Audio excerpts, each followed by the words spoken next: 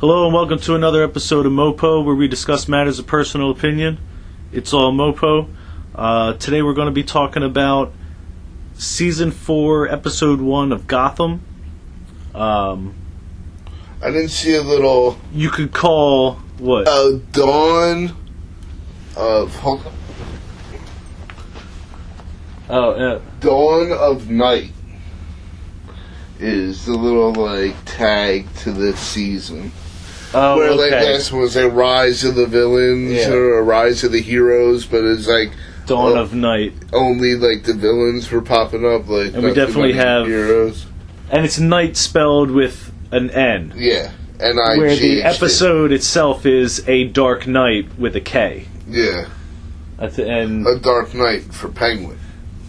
Well, I think it's... it says Pax Penguina. Yeah, that's what he wants to... I didn't really get that whole reference. Well, because he's talking about, the era in, Roman history where it's, most peaceful. Okay. It's Pax Romana or something like that, so he's oh, well... Oh, and he's the Pax Penguina. Penguina. All right. Penguina. But yeah, and then that is actually because he has, what we find out at the very beginning, is criminals now have these licenses of misconduct. So you sign up for a license through Penguin, and hey, go ahead and rob that corner store, go ahead and rob that bank, right? Go ahead and mug that family. Which is funny, because we're kind of jumping all over the place already from the gate, but it's funny because, alright, so Bruce is being Bruce Wayne at the opening of the Iceberg Lounge from Penguin, but it was just the way he's like, oh, well, yeah, I totally support your license program, because if crime was regulated 3 years ago, my parents would still be alive. And I'm like, would they be, though? Yeah. Because you literally, the last episode of last season, and pretty much again in the first episode this season, you see a guy with a license of misconduct mugging a family in the alleyway that could easily go sideways. I think he kind of just said that to convince Penguin. Exactly. I totally know that. But it was just funny, because I'm just like, you are out of your damn mind. Because, if I was Penguin, I guess he's kind of like, that doesn't make any damn sense, but if you want to be dumb as hell, go ahead. You're rich, you're young, you're dumb. But yeah, that was pretty funny, yeah. But you start off with, alright, he fights a guy, some people with a license of misconduct, and then when he finds that license, he picks it up and takes his mask off. Like he doesn't have two gigantic eye holes in this mask to read what the hell is on this license. But no, he stays taking his mask off, literally. That is the beginning of this trend where he's fighting people, or he's trying to be in this persona of this vigilante, and just takes his mask off for no real apparent reason. No reason at all. Literally, at the end of the episode, he's stopping people robbing a bank and falls through the roof window, or the skylight. Stands up, immediately takes his mask off. You are in a room full of criminals. It doesn't matter who you are. Yeah. You're not them. They don't care who you are. You're either the cops or a rival gang. Either way. It's just Bruce Wayne. Hey, Bruce, how you doing? It ain't going down like that. No, first of all, it's unrealistic, because as soon as he fell through the skyline, I would have laid his ass up with bullets. I've been a little curious, especially because it's it wasn't exactly a good landing either. He landed on his face. So I would have been like, damn, who's this? Because I wouldn't even be thinking nothing. I'd be like, he's not here to stop us. This fool must have been smoking a cigarette on the roof. That motherfucker got lit up if I'm robbing that place. But there'd be no more. Gotham would truly only be about the GCPD after that. But yeah, it was a little silly with the taking off of the mask in the most crucial times to be wearing one. But But yeah, so we have we first we see the license from Bruce, but then we get introduced to the license through Zaz, who's basically this gang is robbing a wedding, and Zaz is like, "Hey, you guys don't have a license, so I'm gonna need you to hightail it out of here." Basically, strong arms extorts them out. Yeah, because they're all like, "Well, we're not signing up for your shit because we ain't giving you half the money. Yeah. So we're just gonna go ahead and do our thing." And Zaz blows his finger off and says, "The rest of y'all scat." And the wedding party's all like, "Oh, thank you, you're a hero." And he's like, No. These guys have a license." And then all these, like, tons of guys come in with way better artillery, rob this wedding. And that's kind of like when we figure it out. This same gang then goes to the insane asylum and kidnaps John Crane, but at the same time pays off the orderly to just let them take him. Yeah, well, it's still kidnapping. Well, yeah, but I'm saying, like, it wasn't like they broke in and they just kind of, like, strolled in and was like, "Here's some money, can we take the crazy kid?" And they were like, "Sure." Fat wad too, man. It was all ones. But, so, and then, they're gonna have a plan where they're like, "Okay, well, we need something to counter this penguin thing, so we're going to use this fear toxin. Yeah, we're going to get this kid to make it for us. This is going to be our weapon." Yeah. And the orderly's like, "Hey, listen, his fear is kind of what you use to control him." And that's the Scarecrow, because when they go back to his old house to dig up all the formula, they start torturing him with the Scarecrow. Yeah.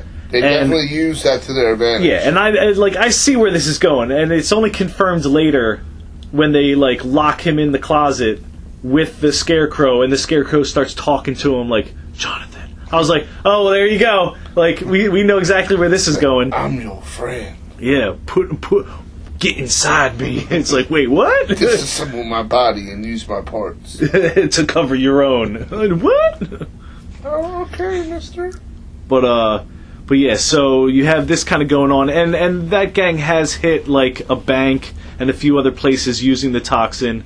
So, I mean, they are kind of out and about. At the same time, we have Tabitha training Selena. Well, you would think that these dudes have, like, prior experience with this, like, gas, because they're using it, like, perfectly or whatever. Well, I mean, like, mishaps, nobody spraying themselves in the but face. perfectly, they're literally putting it in, like, a pump weed sprayer on a long-ass wand, and it's just like, it's like using a gun. The danger end goes away from you, you know? I mean, like, they'd have to... I just thought it was funny, like, they're, like, precision. But even them, they're spraying these people, and they're fucking taking off their gas mask to, like, gloat in these people's faces, and I'm like, yo, like you said, you're not trained in this stuff. How do you know it's not still airborne? You're just gonna take your mask off all willy-nilly? I'm gonna spray you right next to me and take off my mask. I'm leaving the mask on. I gotta imagine that shit being like bear spray or like mace. Like, you spray it on the ground right here. Yeah, it's the whole room. Right. Exactly. But maybe exactly. not. But apparently not. And I think the gas mask would have been a lot scarier than his, like, zombie-looking face. It's like... Yeah, he takes out the gas mask to, like, scare the dude. To scare the guy. You got gas mask on, dude. Scare him for real. That's already scary. Like, you could be, like, some dude from the game Metro 2077. He's like, well, I know I'm an ugly motherfucker, yeah. So... He's like, I ain't kidding myself. Don't even need the spray. But yeah, so you got, like, Tabitha training Selena with, like, the whip and stuff, and they get confronted by Zaz, because they're not licensed. Yeah. And Zaz is like, "Listen, I mean, we killed Barbara. You guys can operate, let bygones be bygones." Did they show her getting killed? I was actually just thinking that. I was like, did they actually show it? Because, like, this woman's going to come back again. She's come back before. I mean, you already got the setup for Solomon Grundy, like you pointed out. Yeah. Which I thought was pretty wild. So, I mean, we'll probably see that in an episode or two. Like, this is the real rise of the villains. Like, they got the names of these seasons all kinds of screwed up. But if we do not see Barbara Keene again, that's a sad loss. Yeah, that's interesting. Yeah, that's still doesn't explain why Gordon would name his daughter Barbara, but for another time. Yeah. We will find this out eventually. So Zaz is like, "Hey, come to Penguin's grand opening, get your license. We're cool, you know. Like, everybody seems to be getting one warning, You know, like, and Zaz is like he's kind of on point with his professionalism. Yeah, he's always been, on point. So, I mean, I feel like it's all on the up and up. I mean, as illegal as it is, it's all on the up and up.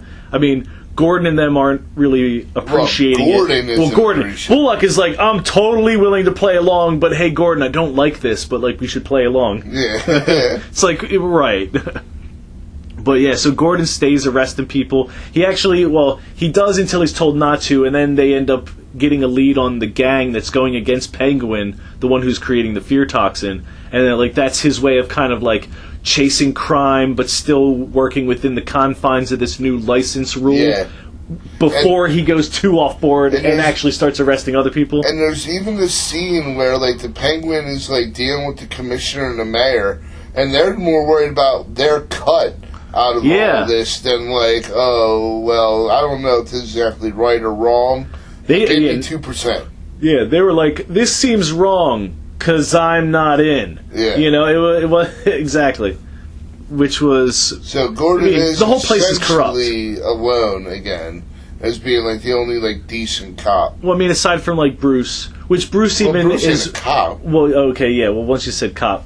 But, yeah, and Bruce even tries to feel him out, like, hey, what are you trying to do? And Gordon's like, dude, the best I fucking can. Like, this place is, like, it's a dirty game. And Gordon really wants to show the people that they can still count on the GCPD. Because Penguin is stealing that thunder. Yeah, because he even says there's a line where he's like, the longer you allow Penguin to run around like he's, king shit, the harder it's going to be for us to get control back. Exactly. And, because this whole thing is Penguin saved the city, that we didn't see this happen. But in between the last season and now, that wildness that the city was going through, the Penguin quelled all that. Pretty much, yeah. So, like, he has this little, like, ammo, but like, look, man, like, I kind of saved the city, like, I think I know what's best, and you guys don't. Yeah. And Gordon tries to... he's going to use that to get the people behind him and against the GCPD. Oh, yeah, for sure. Which actually works in his favor a little bit later, because this gang basically breaks into the ice lounge, gets caught by Oswald and Zaz.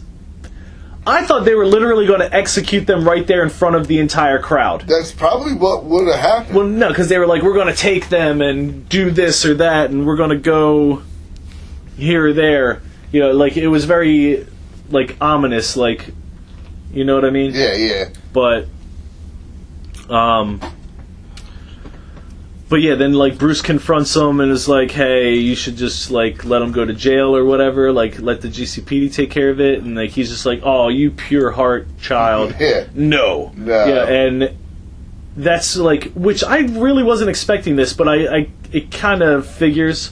Ivy was just given a little bit of stank, and she was like, fuck y'all. Yeah, because she's still a little girl. Yeah, exactly. You know what I mean? Like, exactly. Dave Roach ain't happy about that. Yeah, she's not 18 mentally yet, which means it's not right to ogle her.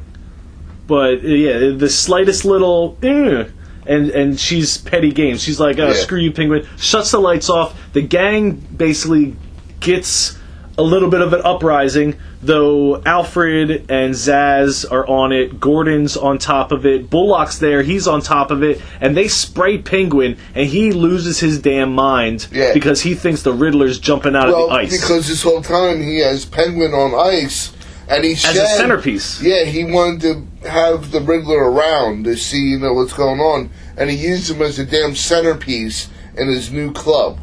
Yeah, they're talking about, like, oh, yeah, he's got a brain disease. I was like, that's come on, man. That's Mr. Freeze's MO. You can't be stealing that. Like, because they killed his wife already, so it's like, what are they going to do now? Yeah, and it's kind of the same way that they had Jonathan Crane become the Scarecrow, where it's like he overcome his fear by becoming his fear. Yeah. He became the Scarecrow. But they didn't do that with Bruce Wayne. Like, the Batcave was found because it was like, oh, my dad's got a secret lair in a cave underneath the building. We don't know. They could still do that. Yeah, as I said, we don't know how he's going to transition from this to Batman. Yeah, because he's not Batman. He's a vigilante. I keep saying he is what he thinks is a vigilante, which is an image I believe to be inspired by Azrael. I think the costume was just unintentional by... It's like, this is what rich people wear when they're cold and fighting crime. You know, the people who do the clothing and the, you know, shit like that for the show. It's probably like a slight, like, homage to it, but I don't think there's anything like... I don't know. Storyline. No, probably not concrete, but in the back of my head, I feel like there is some sort of... It does have the hood, for sure. The hood and, like, the big... Well, I mean, Batman had the big open chin as well, but we'll see. Yeah, I doubt it's going to culminate into anything, but it is what it is. I thought it was funny that before all this happened with Oswald's club and the gang basically, like, all that taken... Gordon fights a bunch of cops. He takes his badge and gun off, puts it on like a bench, and goes, "Who's got first dibs on my fists?" Right. And starts it's just a free for all. But the thing that killed me was like in the midst of the music of the action, you literally heard like pow, yeah, pow, yeah, and I'm just, dude, they did like the pow, bang, zoom kind of thing. Everything but having Powell come up on the... it was very 60s homage feeling as far as the fight scene. They're like, how do we make this scene a little lighter? So it's not just like all bleak and... Yeah, so that was a nice little Easter egg, I think. But I also like the little dynamic between Bruce and Selina, that they show like little bits and pieces. Yeah, they're kind of coming back around to each other. Right before, you know, that fight in the Penguins Club, her and Bruce are talking up on the roof. And, you know, they always do this. You know, like, they, like, make up a little bit, then they fight, then they make up a little bit, then they fight, like... Yeah, typical quarrels. So the whole point of them going there was to find out who controls the list of all the registered criminals, because that has to then hold a list of all taken place and potential crimes. Is the theory. Yeah, because when Bruce took the license, he realized there's a serial number. So that would indicate that it's registered to somebody. Yeah, that these are all registered. So, yeah, they would know who's doing what and when and where. And through this whole, like, conversation of pretending to be on board, he basically gets Penguin to divulge that Mr. Penn is the guy who handles all the paperwork. Yeah. And he kind of goes vigilante style into the Penn's office and just kind of, like, strolls up, snatches the file, and like walks away. He took it right out of his hand. It's pretty funny. He did. It was kind of reminiscent of Batman in Batman versus Superman, when he visits Lex Luthor in the jail cell and everything's hunky-dory, and then all the lights start to flicker and stuff like that, and he's there, and then all of a sudden they turn back on and he's gone. Yeah. So that's kind of how that reminded me. Yeah, he did that a couple times in this episode, because he did it to Gordon, and he did it to that guy, too. Well, with the lights with this guy, but Gordon, it was just like, it was really dark. He did the disappear. The Batman thing, or whatever. He's, like, busting that out early. But yeah, and then you basically end with one of the henchmen from John Crane becoming the Scarecrow officially. Well, yeah, and then Bruce Wayne falling through the skylight into the bank where the robbery's taking place, and like I said, takes off his mask, and then GCPD, and there's him right there in the gun sights. It's funny because, like, the one dude from that gang who gets away from the Penguin rolls up back to their hideout, and he goes to get Crane, and, like, he's all done up in the Scarecrows. He's like, Jonathan's not here, or the Scarecrow, and he rolls up and, like, that toxin that he got or whatever got to be, like, super juice or whatever. So that motherfucker's probably dead. Oh, probably. He blasted in the face with, so... Yeah, I definitely saw that coming, but it was really nice to see him actually be revealed and not like wait until next episode or something ridiculous. And have him actually doing like the supervillain stuff. Almost like we've only really seen this out of Mr. Freeze and now him, where they're established. And him, I think he's like acting out as far as like he is the voice of the Scarecrow in his head. Yeah, yeah, and he's not even committing crime. He's just like everybody needs to fear. I think he's more of like on a weird psychological, trip rather than Freeze, where he's like, oh, I could actually get some gain from this. I don't think Crane is on that level just yet. I'm just talking about like we have these supervillains that we know. Oh yeah, and like I guess even the Mad Hatter was kind of like already full blown. Yeah, he was kind of already himself.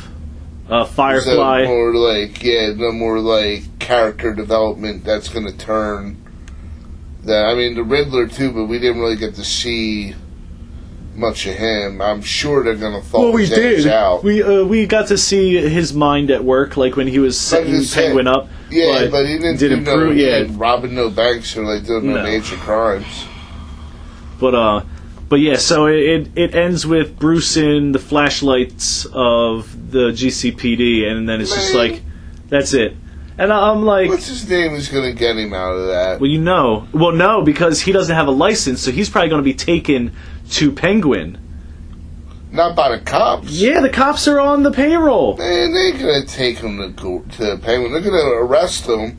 Like Gordon was doing with that other, you don't got a license, you're subject to the laws like anybody else. Well, you got a license. Yeah, not as of like literally 6 hours prior, where they were about to execute them because Penguin basically gets all the people that go against them. Gang because they made a point of going attacking him specifically. Yeah. Okay, I see where you're going.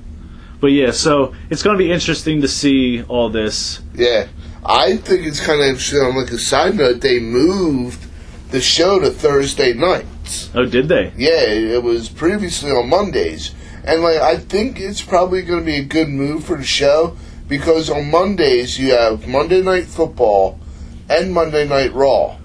So it's like they were going to be losing viewership anyway. That's true. So I can't really think of there's Thursday Night Football, but that's not on national, TV. It's like only on the NFL Network, so they might not lose, too much viewership from that. But I kind of noticed that this past week. I was like, oh, they kind of made that move, which, in history it's worked, and sometimes it don't. So I know we'll continue to watch, and cover it, and we really want to see this come to fruition where Batman is working with, I want to see Commissioner Gordon.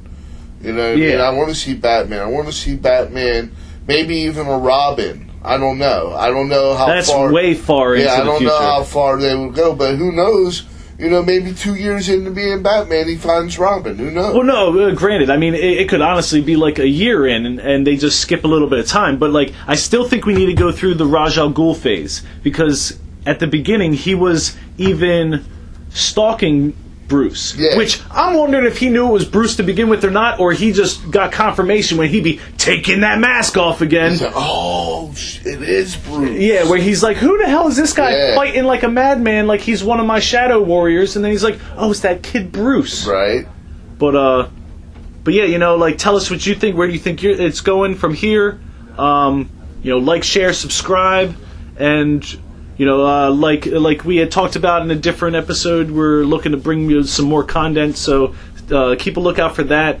It may be a slow process, but we're trying to get things bumping for y'all. Right, more consistent, so remember, we love to hear what your, opinions are. It's all a matter of personal opinion. It's all MOPO. Thanks for listening.